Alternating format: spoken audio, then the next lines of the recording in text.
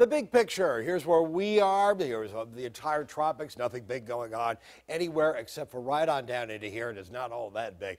It's a tropical storm right now, but it's over land, and it's really falling apart quite nicely. But it's expected to emerge again out over the water. This is Nicaragua, this is Honduras, and it's right on the border, right on into here. That's where it is right now. It's moving northwestward at about 10 miles an hour and is likely to re-intensify a bit. 40-mile-an-hour winds as of the latest update, moving to the northwest to 10. By the overnight hours, it'll emerge out over the water and intensify just a bit. There's where things are by 2 o'clock our time tomorrow afternoon.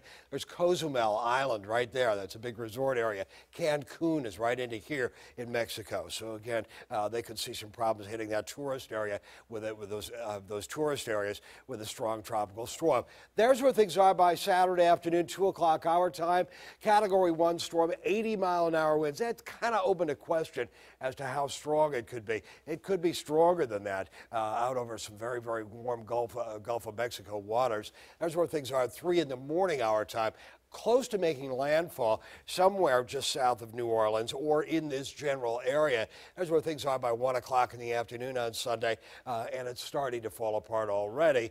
It'll continue to fall apart and move rapidly northeastward on up into Monday afternoon at 2 o'clock. 30-mile-an-hour winds Tuesday afternoon on up toward Rhode Island with 25-mile-an-hour winds and really falling apart. That's the whole path of the storm. What's it going to do? Well, the biggest thing that it could do for us is give us some rain. It's doubtful that we'll see much in the way of wind out of this if it stays on the expected track and stays well on off to the north, to the west and north of our area. Here's the GFS, and this one has lots and lots of rain on through the Ohio and Tennessee valleys on down toward Mississippi and Alabama as well. Here's where things are for the Euro. Yesterday it had it closer, but now it's agreeing basically with the GFS and keeping it a little bit farther to the west.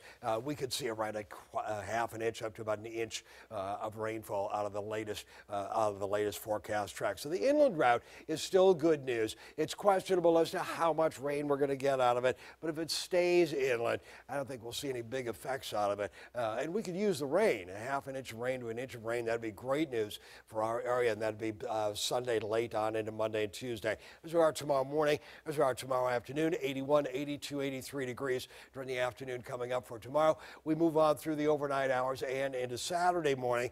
Temperatures in the mid-60s, more cloud cover. Some rain, it stays on off to the west on Saturday. It'll likely be around 83 degrees coming up during the day on Saturday as well. Sunday, a little bit of rain later on in the day. How about Monday? Slight chance of rain. And there's we are later in the day on Monday. We move on into Tuesday. Slight chance of rain there too, coming up into the end of the day on Tuesday. So yeah, we could get tagged by it a little bit, but not that awfully much. We'll drop on down to the low 60s overnight.